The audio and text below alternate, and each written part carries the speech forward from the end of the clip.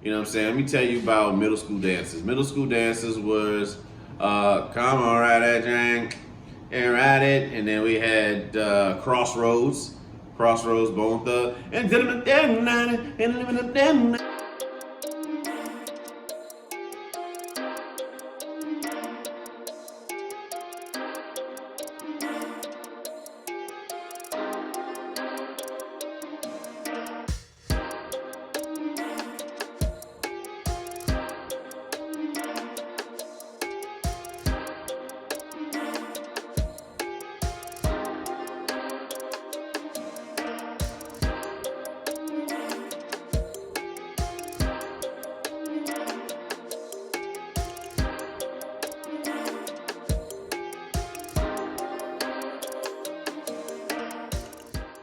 outside of mental health, what's a topic that you're passionate about? Music. Yeah, music, hands down. And it's everything from the doo wopping and show stopping, all the way to the sound of the '60s. So like Motown, the hippie sounds, the '70s funk, the '70s R&B, '70s rock, '70s. Pretty much a lot of '70s. I mean, like, natural instruments and stuff like that, like funk bands, Earth, Wind and Fire, the Sheiks, the Barcades, the Ohio Players. You know what I'm saying? Like, and then you go to the '80s with all the electronic sounds, like all your favorite pop hits. Of course, the '80s R&B, and then of course the hip hop. You know what I'm saying? Like, that's kind of like where hip hop really got its start. Hip hop was a baby in like the '80s, born roughly in, what they say, about 1978, shit like that. I mean, but the '80s hip hop was just phenomenal. Storytelling, party rap, even the ending with some gangster rap. You know what I'm saying? Like NWA, Too Short, things of that nature. '90s, what you want to talk about? Grunge, heavy metal, rock. '90s R&B, Babyface, Boyz II Men, Tony Braxton, TLC. Who else? I mean, young enough, shit. Like, and I was another bad creation. Aisha, yeah, that joint, yeah, as a little kid, that little joint, yeah, that was the one. I'm trying to think what else. Whitney, what am I talking about, man? Whitney on '80s, Janet. Let's not talk about '80s Janet. '80s Janet. First off, '80s Janet Jackson is untouchable. Like, for real. Everything she touched turned to gold. Make a strong case about hits against her brother in the '80s. You can make a strong case. Might not be as big. She wasn't as big as Michael, but she got them hits. Go back and listen to '80s Janet. I'm talking about whether she was singing a feature on Herb Alpert's "Making Love in the Rain." My favorite, "Come Back to Me." Then again, yeah, that was '89. Okay, on the cusp. But Control album. Funny How Time Flies. Funny How Time Flies is like, it's special. That's a special record. What else? Let's Wait a While. I really like all the slow records. You know what I'm saying? Like a lot of the slow records by Janet. That's like my favorite. That sound that Jimmy Jam and Terry Lewis gave her. I just love their connection. It's just a dynamic duo, but connection when it comes to music. But like I said, '90s R&B, '90s hip hop, so original. You know what I'm saying? Like the boom bap sound, the Wu-Tangs, the Onyx, the Jay-Z's, the Biggies, the No Limit, the Cash Money, the Tupacs, the Outkast, Goody Mob. I won't even forget Coolio, Hammer, motherfucking Hammer, Too Legit to Quit. Can't Touch This, Cuba Days, really. All the music that was playing when I was a little boy in Cuba as a Navy brat. What else? I mean, it's just so many. It was just, like with music, you just talk all day. And for me, having such a photographic memory, music allows you to pinpoint where you were when you heard that song. when you first heard that song. You know what I'm saying? And like where you were like in middle school, just hearing DMX, Rough Riders anthem for the first time. And the remix, first time hearing the remix, like on the radio, was 103 Jams, shout out to 757. 103 Jams played Rough Riders anthem, and you heard Swiss come on. This thing right here is for my niggas in the streets, Swiss beats. Like when the first time hearing that and that energy behind it, the energy behind that record, phenomenal. I mean, it for me, it blows the original out the water. I love the remix more than I do the original.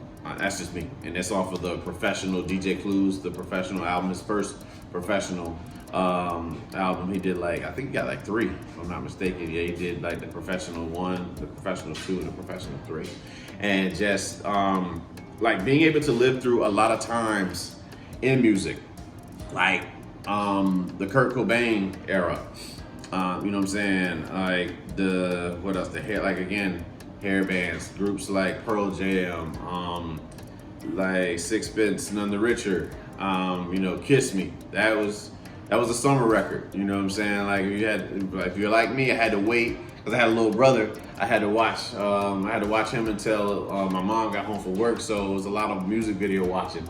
So me and my little brother would just, he pretty much would just watch me listen to a whole bunch of songs, and I just blast them. I sing them all day. And Kiss Me was one of those records during that summer that just kept playing on VH1. Back when VH1 played motherfucking music videos, can we get back to life where music channels play music videos?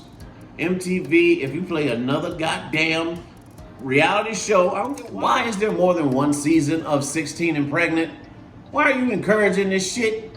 But I digress. But you know what I'm saying? Like back when there was Yo MTV Raps, back when there was TRL, back when there was like, you know what I'm saying? Like just music videos all around.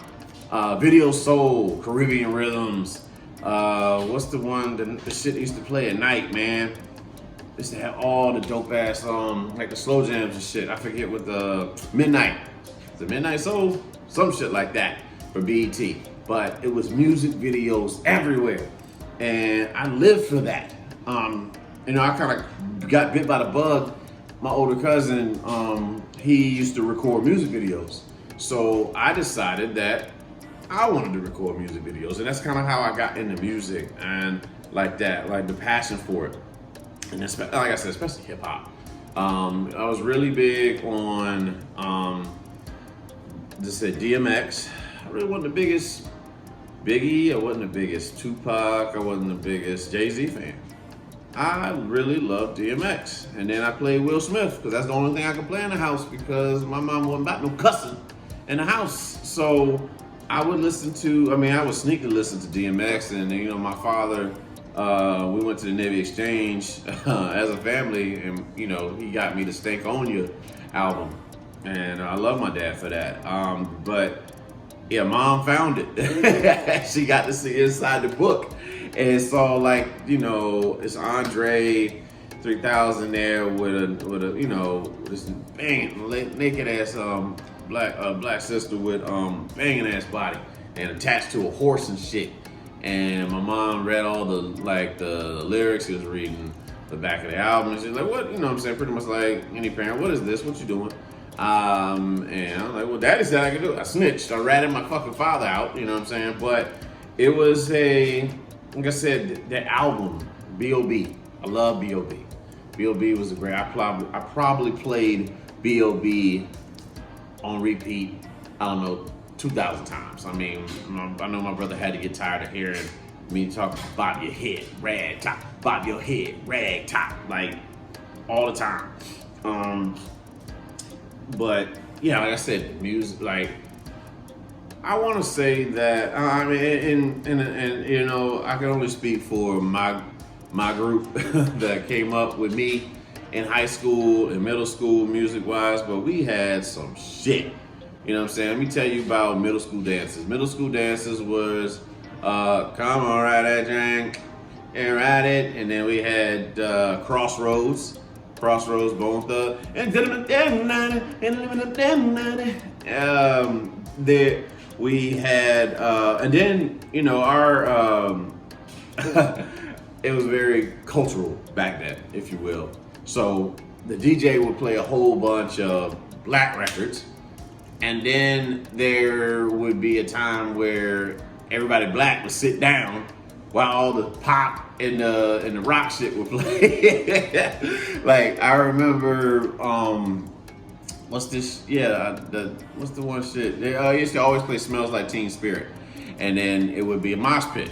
It would be just all the kids with the chains on their pants, the big ass pants, the bands, the airwalks, and they all get on the dance. All get on the dance floor and just do the grunge shit. For about 3 or 4 songs, and then they brought back, everything that we used to listen to back then, and that was on, like I said, it was on the radio. Of course, my boo, Ghost Town DJs, that we used to set the shit off, back that thing up. That's 8th grade, around that time, and then high school is like the beginning of like really when Rockefeller's taking off. Cash Money started to take off. No Limit. Yeah, No Limit had to run probably like when we was in middle school. But who am I missing? Rough Riders. So they had that big ass concert, the one they got the movie about backstage, where they had the Rough Riders. It was the Rough Riders. It was a Def Jam tour. The Def Jam tour. And then later on in high school was the Rough Riders and the Cash Money tour. And I think T-Dot, my best friend, I think she went to that concert. I've never gone to a music. As much as I love music, I've never been to a music concert in my life on purpose. Now there's been like Afram Fest where music was up there, Confunction, but I was not specifically there to see them, so I don't really count that. But I've never been to a concert, but like I can just talk forever about music, and I'm sure anybody else can attest to that. And I just feel that and I'm so passionate that I don't feel it anymore. I don't feel the soul in the music anymore. I feel like the soul's been taken out of music, but the music today is also not being made for my generation. You know what I'm saying? I am like I said, I'm 36. All right. The music on the radio is made for 15 to 25. You know what I'm saying? I mean, there's some of us that's still trying to hang on to the little hip hop we got left. But it doesn't do it for me. Like now, I find myself big band, Tony Bennett, Frank Sinatra, the Jazz, Norman Brown, Kenny G, Adele, Amy Winehouse, Sam Cooke. Like, you know what I'm saying? That's more like my vibe, man. Billie Holiday, all of them. Like I love John Williams? Yeah, John Williams. If you don't know him, he was Claire's dad on the Cosby Show, but he's got that jazz too. Like again, that's more my speed. Now, like I said now, but I love it. I love music. Of course, you guys can tell. But like I said, if there's any topic other than mental health that I'm passionate about, is music.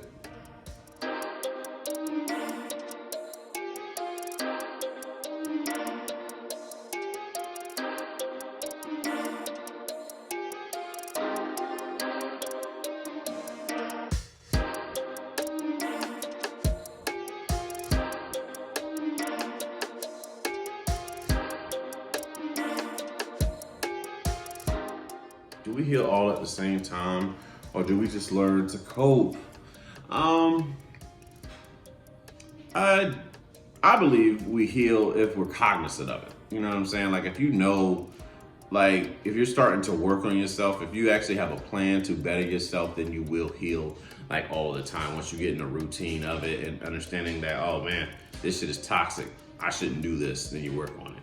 Now, as for learning to cope, I think those are the individuals that have the fixed mindset and they're just like, oh, this is who I am type thing. As for me, I'm an ex-perfectionist. I can admit that.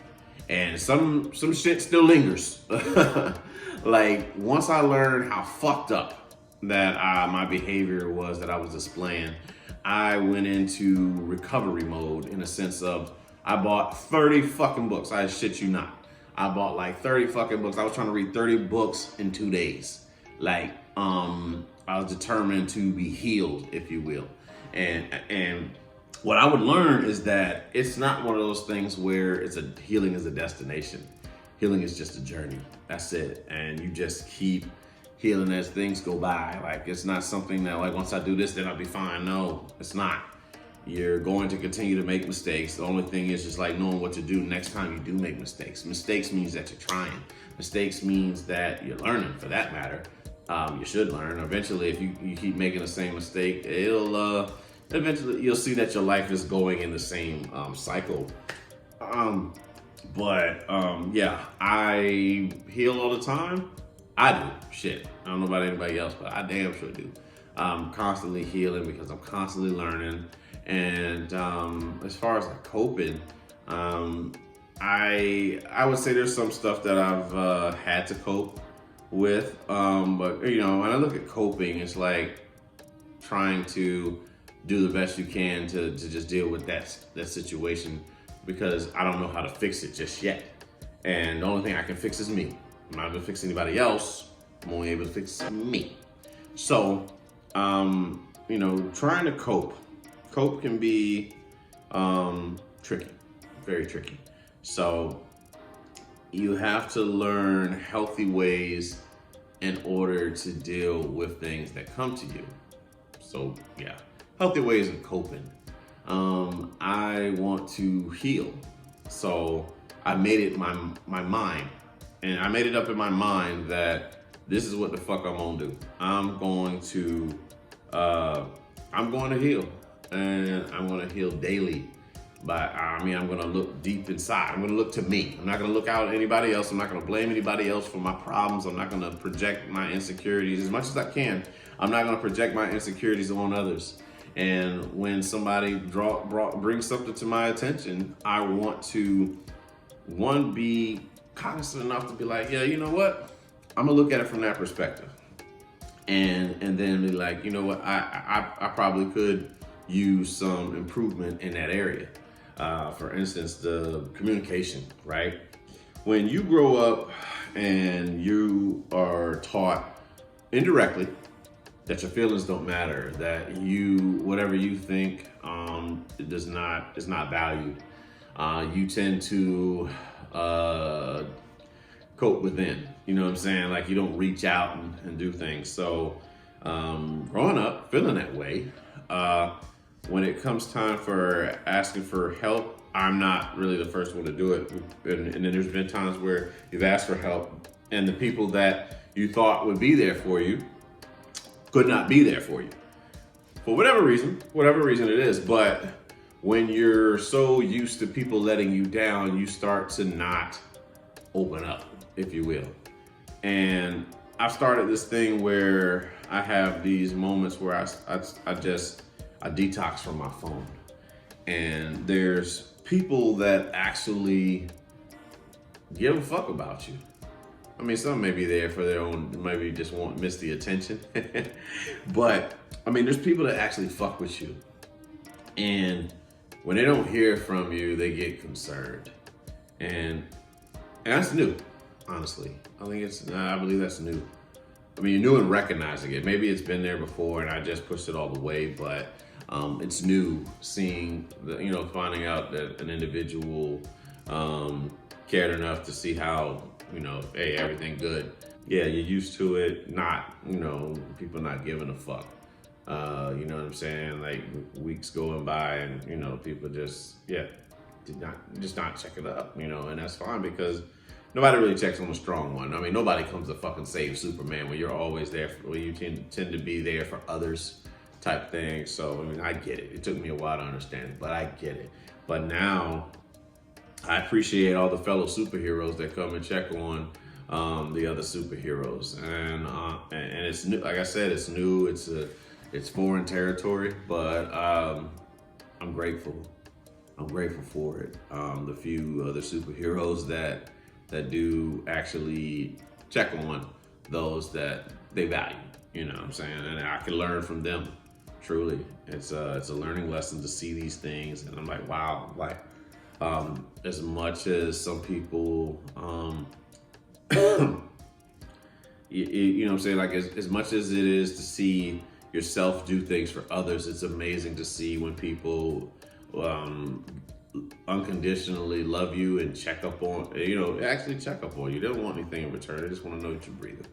And like I said, I try to learn from people like that. But healing, yeah, continuing to heal, understanding it's a journey, find the healthiest ways to cope with, life itself. Because this shit ain't easy, man. Managing that ego is tough. It's a tough gig. It's a really, really tough gig. But I believe that healing, it starts with recognizing it and making it a point that this is what you want to do. So stay on course, stay on the journey, and understand that healing is not a destination.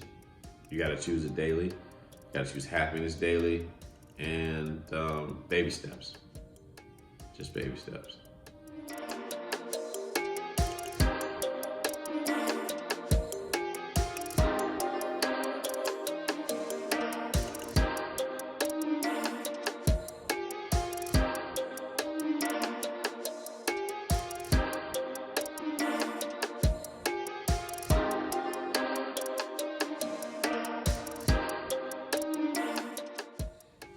Celebrity stories. Okay.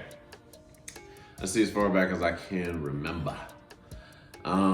Celebrity stories. Roy Jones Jr. was on base signing autographs when we went, like right before I got out of the Air Force back in '07. He's from Pensacola area. That's pretty much all there is to it. I think, did we play? Yeah, I think we played basketball.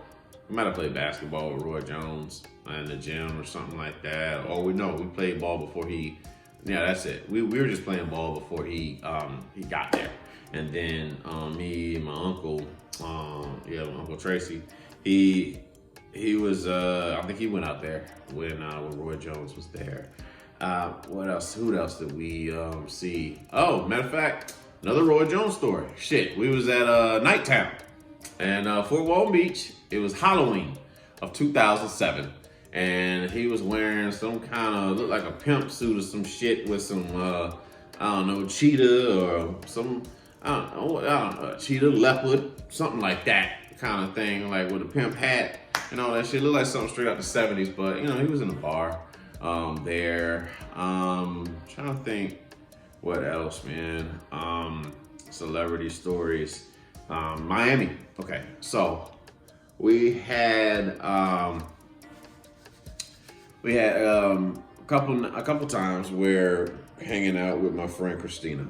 She was a cheerleader for the Miami Dolphins at the time, and she was fortunate enough to let me tag along, and it was cool, right? To be. So we went to Club Play on South Beach. Like, as soon as you get out on the bridge, it's to the left, and I think across from it is the Burger King. But I don't think Play's there anymore. I think they shut Play down. But they were good times. This is like 2010, I think. Yeah, 2010 range. And Miami Heat, the big three, they're on the team. And we're in Play. And, just walking up there. And this is my first night hanging out with, like, Christina and her friends. And like I said, it wasn't like a gang of cheerleaders. I don't want to paint that picture like it was that kind of setup. No, that wasn't the case. But she knew some people, I think, from being, from working on like the team and whatnot. But we were sitting in like VIP, and one of the guys came up to me and was like, "Yo, so what we do is we take $20 from everybody, every guy rapping. Every guy gives $20, and then I think my man named Kenny. It might have been Kenny. Yeah, it was Kenny and Tim.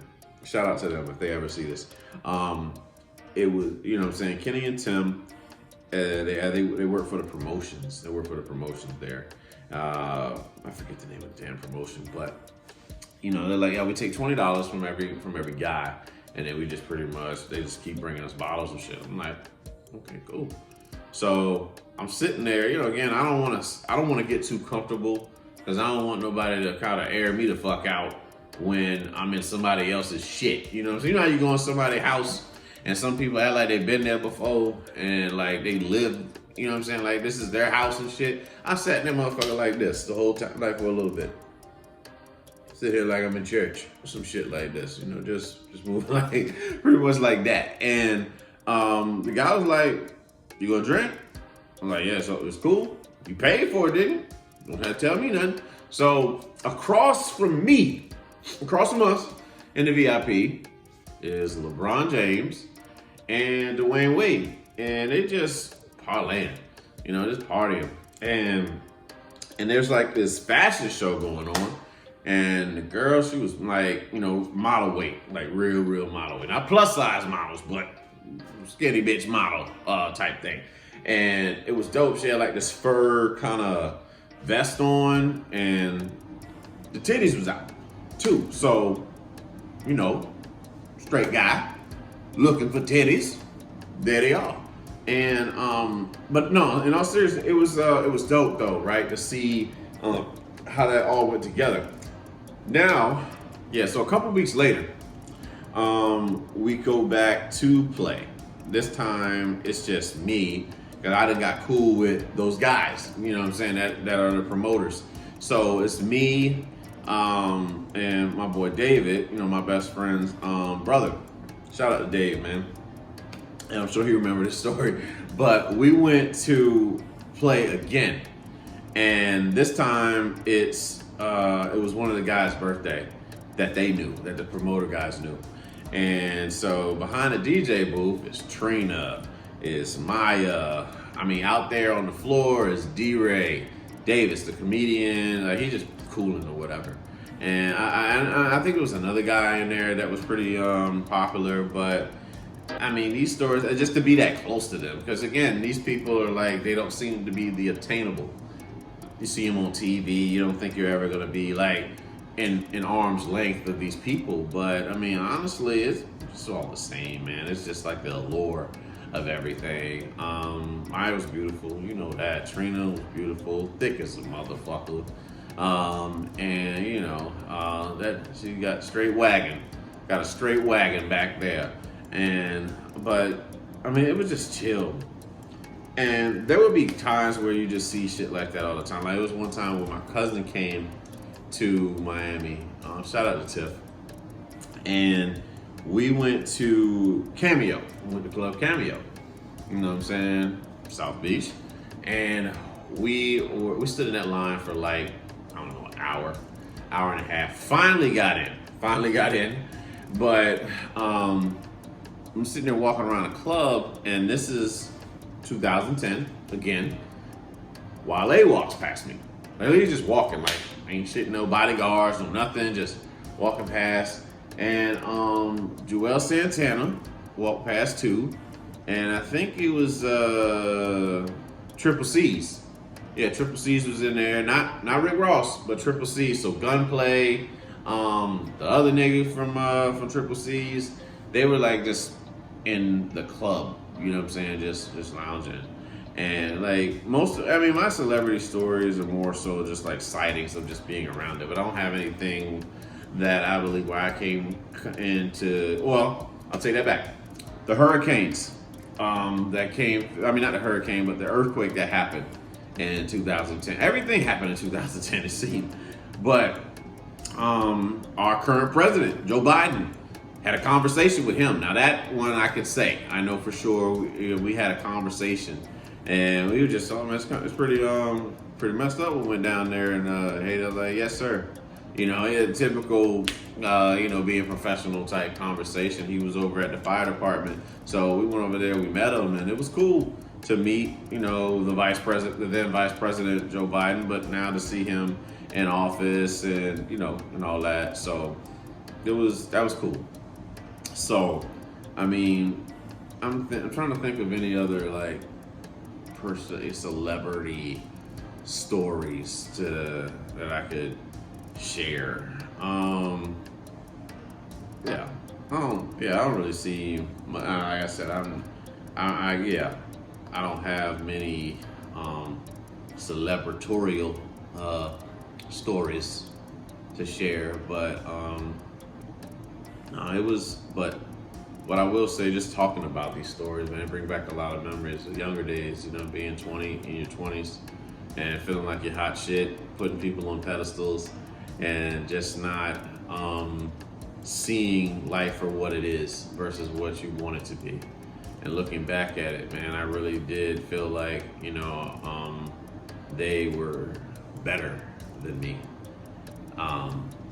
In a sense, like all of us, you know what I'm saying? Like we put these people on pedestals, but they're just people, man. And it's gotta be lonely. I mean, the money's good, I'm sure the money's great. And having some people just, bow at your feet and all that stuff, but the ability to just be normal, I'm sure they miss that. I mean, that money's great. Don't get me wrong. That's a good cushion. I mean, I don't mind it. Shit, I might not be able to go to Walmart no more, but $1 million in the bank, niggas. So I'll be okay. I'll be okay if I'm not able to get my key made in the back of Walmart anymore. Somebody can go do it for me. But I just think that there's so much that can be learned from these experiences, and I learned a lot. I learned a lot about humility, being in those moments, and being brought back to life when that bubble bursts and you realize this is not you. Like this setting is not because of you, nothing you earned. Only that you're there on the strength of a friend of yours. So I mean, well, I guess this was some of the few celebrity stories that I had, and maybe one day somebody will say the same thing about me.